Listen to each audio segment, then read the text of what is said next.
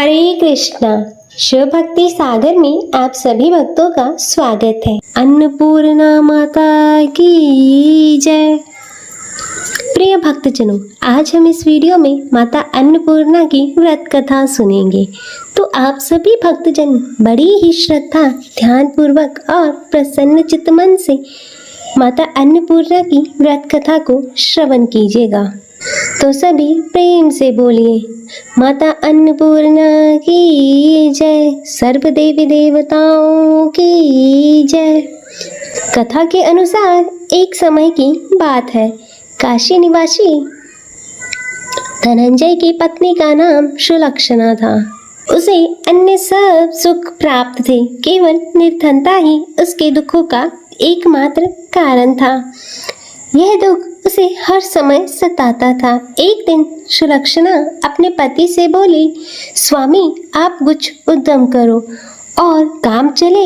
इस प्रकार कब तक काम चलेगा? तब सुलक्षणा की बात धनंजय के मन में बैठ गई और वह उसी दिन से विश्वनाथ शंकर जी को प्रसन्न करने के लिए बैठ गया और कहने लगा, हे देवाधिदेव महादेव, मुझे पूजा पाठ कुछ नहीं आता है, केवल आपके भरोसे बैठा हूँ। और इतनी विनती करके वह 2-3 दिन तक भूखा प्यासा बैठा रहा। और यह देखकर भगवान शंकर ने उसके कान में अन्नपूर्णा अन्नपूर्णा अन्नपूर्णा इस प्रकार 3 बार कहा। और यह कौन क्या कह गया? और इसी सोच में धनंजय पड़ गया कि मंदिर आते ब्राह्मणों को देखकर पूछने लगा, पंडित जी अन्नपूर्णा कौन है? ब्राह्मणों ने कहा, तू अन्न छोड़ बैठा है, सो तुझे अन्न की ही बात सूझती है। जा घर जा, जाकर अन्न ग्रहण कर। तब धनंजय घर गया और स्त्री से सारी बात कही। तब वह बोली, नाथ चिंता मत करो, भगवान शंकर जी ने स्वयं यह मंत्र दिया है, वो स्वयं ही इसका खुलासा करेंगे। आप फिर जाकर उनकी आराधना करो। तब धनंजय फिर से जैसे का तैसा पूजा में बैठ गया। रात्रि में शंकर जी ने आज्ञा दी और कहा, तू पूर्व दिशा में चला जा। और वह अन्नपूर्णा का नाम जपता जाता और रास्ते में फल खाता, झरनों का पानी पीता जाता। और इस प्रकार वह कितने ही दिनों तक लगातार चलता गया। और वहाँ से उसे चांदी सी चमकती वन की शोभा देखने में आई। सुंदर सरोवर देखने में आया। उसके किनारे कितनी ही अप्सराएं झुंड बनाए बैठी थी। एक कथा सुनती और सब मिलकर माँ अन्नपूर्णा इस प्रकार बार बार कहती। और यह अगहन मास की उचेली रात्रि थी और आज से ही व्रत का प्रारंभ था।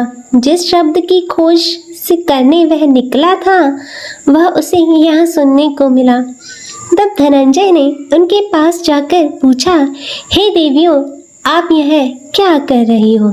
तब उन सब ने कहा, हम माता अन्नपूर्णा का व्रत कर रही हैं।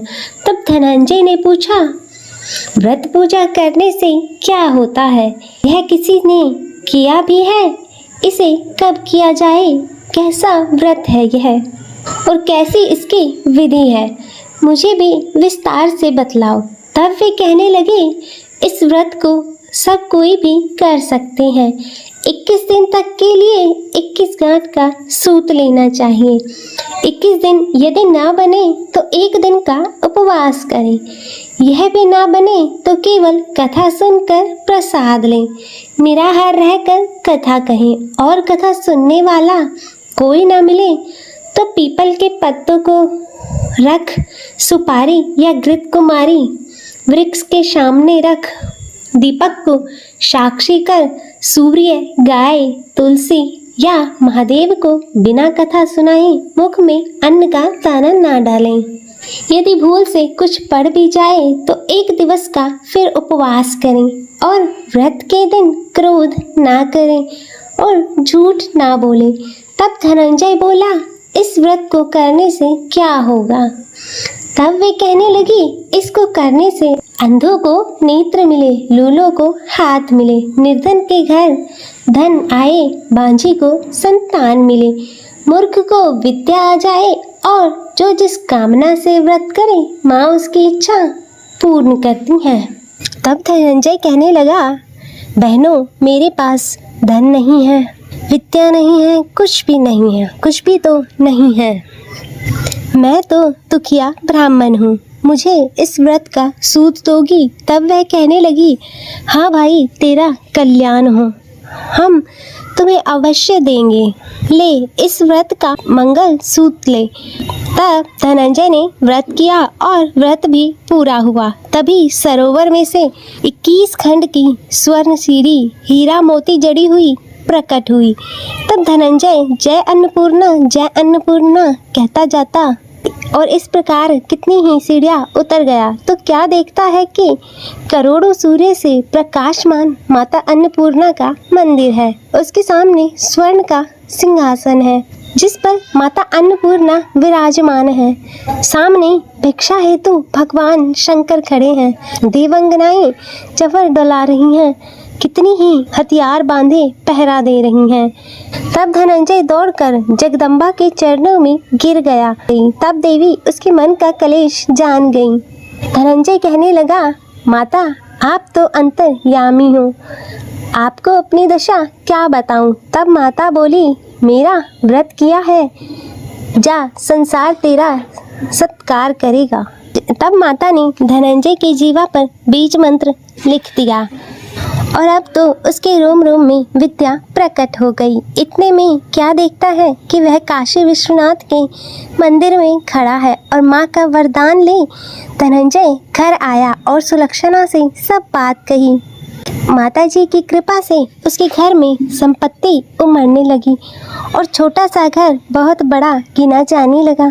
जैसे शहद के छत्ते में मक्खियाँ जमा होती हैं, उसी प्रकार अनेक सगे संबंधी आकर उसकी बड़ाई करने लगे और कहने लगे, इतना धन और इतना बड़ा घर, लेकिन एक सुंदर संतान नहीं, तो इस कमाई को कौन भोगेगा? क्योंकि सुलक्षणा से संतान नहीं है, इसलिए तुम दूसरा विवाह करो। तब अनिच्छा होते हुए भी धनंजय को दूसरा विवाह करना पड़ा और सती सुलक्षणा को सौत का दुख उठाना पड़ा। इस प्रकार दिन बीतते गए। फिर अघन मास आया। तब नए बंधन से बंधे पति से सुलक्षणा ने कहलाया कि हम व्रत के प्रभाव से सुखी हुए हैं, इस कारण यह व्रत छोड़ना नहीं चाहिए और माता जी के प्रताप से ही हमें यह सब कुछ सुख समृद्धि प्राप्त हुई है। और तब सुलक्षणा की बात सुनकर धनंजय उसके यहाँ आया और व्रत में बैठ गया। तब नई बहू को इस व्रत की खबर नहीं थी और वह धनंजय के आने की राह देख रही थी। तब दिन बीतते गए और व्रत पूर्ण होने में 3 दिवस बाकी थे कि नई बहू को खबर पड़ी कि और उसके मन में ईर्ष्या की ज्वाला दहकने लगी। वह सुलक्षणा के घर आ पहुंची और उसने वहां भगदड़ मचा दी। तब वह धनंजय को अपने साथ ले गई। तब नए घर में धनंजय को थोड़ी देर के लिए निंद्रा ने आ दबाया और इसी समय नई बहू ने उसके व्रत का सूत तोड़कर आग में फेंक दिया। अब तो माता जी का कोप जाग गया और घर में अकस्मात आग लग गई। सब कुछ जलकर खाक हो गया। तब सुलक्षणा जान गई और पति को फिर से अपने घर ले आई और तब नई बहू रूठकर पिताजी के घर चली गई और पति को परमेश्वर मानने वाली सुलक्षणा बोली, हे नाथ, घबराना नहीं, माता जी की कृपा अलौकिक है। पूत कपूत हो सकता है परंतु माता को माता नहीं। अब आप श्रद्धा और भक्ति से आराधना शुरू करो, वे जरूर हमारा कल्याण करेंगी। तब धनंजय फिर से माता के पीछे पड़ गया। फिर से वही सरोवर पर सीढ़ियाँ प्रकट हुई और उसमें माँ अन्नपूर्णा कहता हुआ वह उतर गया और वहाँ जा माता के चरण कमलों में रुदन करने लगा। तब माता प्रसन्न हो बोली, यह मेरी स्वर्ण की मूर्ति ले और उसकी पूजा करना। तू तू फिर से सुखी हो जाएगा। जा, तुझे मेरा आशीर्वाद है। तेरी स्त्री सुलक्षणा ने श्रद्धा से मेरा व्रत किया है और उसे मैंने पुत्र दिया है। तब धनंजय ने आंखें खोली तो खुद को काशी विश्वनाथ के मंदिर में खड़ा पाया और वहां से फिर से उसी प्रकार घर को आया और इधर सुलक्षणा के दिन चढ़े और महीने पूरे होते ही पुत्र का जन्म हुआ और गांव में आश्चर्य की लहर दौड़ गई। इस प्रकार उसी गांव के निसंतान सेठ के यहाँ पुत्र होने पर उसने माता अन्नपूर्णा का मंदिर बनवा दिया और उसमें माता जी धूमधाम से पधारी और यज्ञ किया और धनंजय को मंदिर के आचार्य का पद दे दिया। जीविका के लिए मंदिर की दक्षिणा और रहने के लिए बड़ा सुंदर सा भवन दिया। तब धनंजय पत्नी सहित और पुत्र के साथ वहां रहने लगा और माताजी के चढ़ावे से भरपूर आमदनी होने लगी। और उधर नई बहू के पिता के घर पर डाका पड़ा और सब लुट गया। वे भीख मांगकर पेट भरने लगे और जब सुलक्षणा ने यह सुना तो उन्हें बुलावा भेजा और उन्हें अलग घर में रख लिया और उनके अन्न और वस्त्र का प्रबंध कर दिया। तब धनंजय, सुलक्षणा और उसका पुत्र माताजी की कृपा से आनंद से रहने लगे।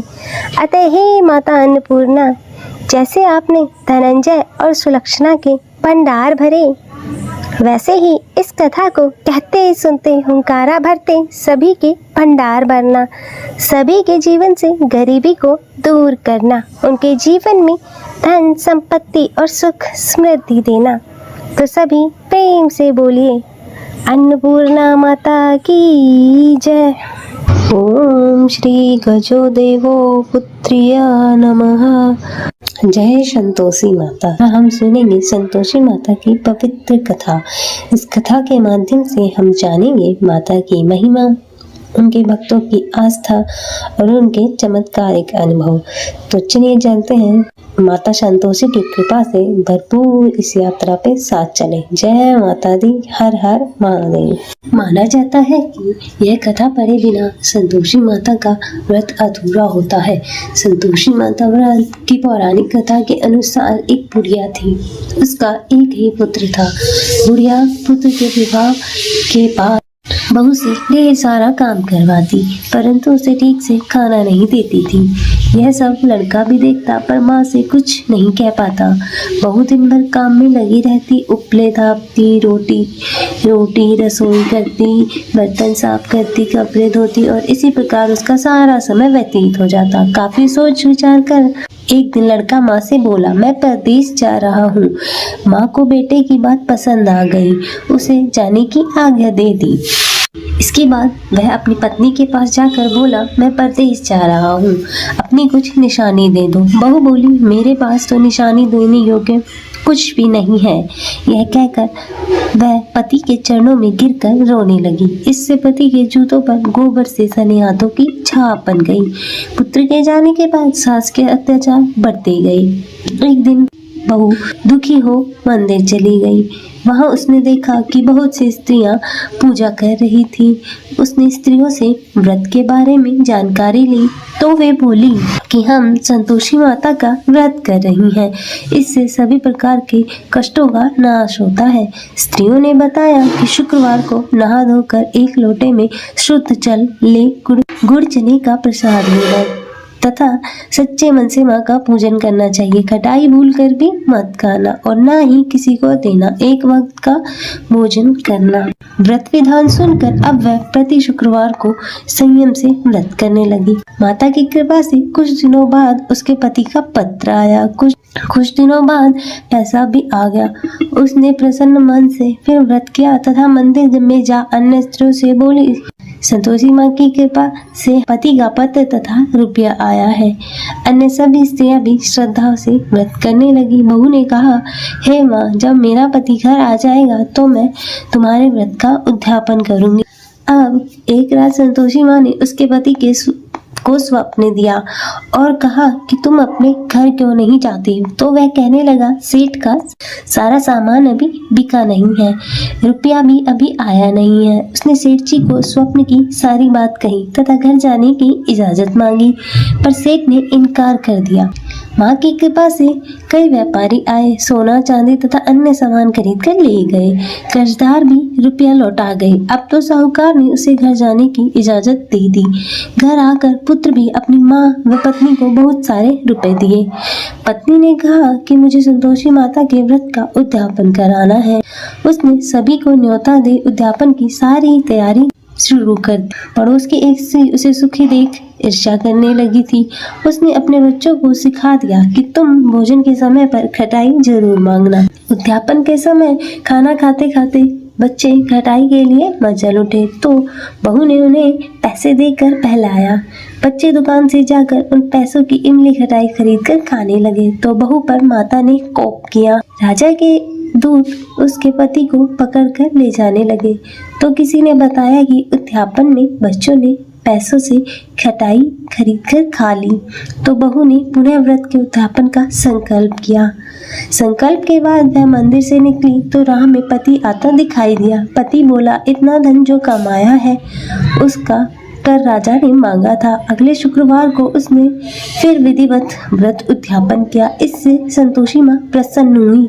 9 माह बाद उनका चांद सा एक पुत्र पैदा हुआ। अब सास बहू तथा बेटा माँ की कृपा से आनंद से रहने लगे। हर हर महादेव। जय माँ संतोषी देवी नमो नमः। हर हर महादेव। जय माँ संतोषी देवी नमो नमः। माता संतोषी की आरती श्रवण करेंगे। तो आइए भक्तजनों शुरू करते हैं माता संतोषी की आरती। जय संतोषी माता मैया, जय संतोषी माता,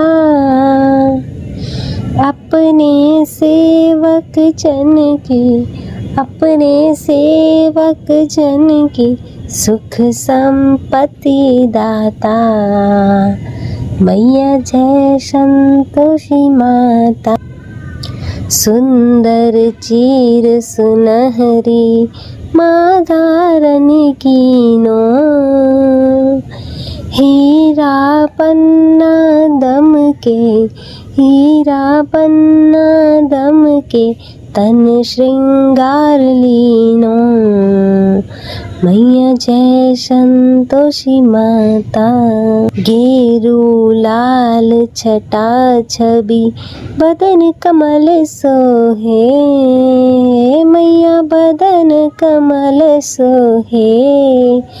मंद हसत करुणामयी त्रिभुवन जन मोहे। मैया जय संतोषी माता, जय संतोषी माता। मैया जय संतोषी माता।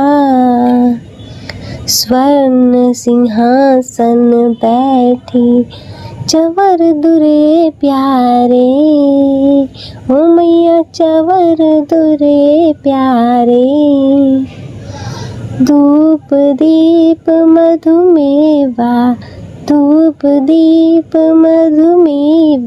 भोज धरे न्यारे। मैया जय संतोषी माता। गुड़ अरुचना परम प्रिय तामे संतोष कियो, संतोषी कहलाई भक्तन वैभव दियो। जय संतोषी माता। मैया जय संतोषी माता। शुक्रवार प्रिय मानत आज दिवस सोही, भक्त मंडली छाई कथा सुनत मोही। मैया जय संतोषी माता।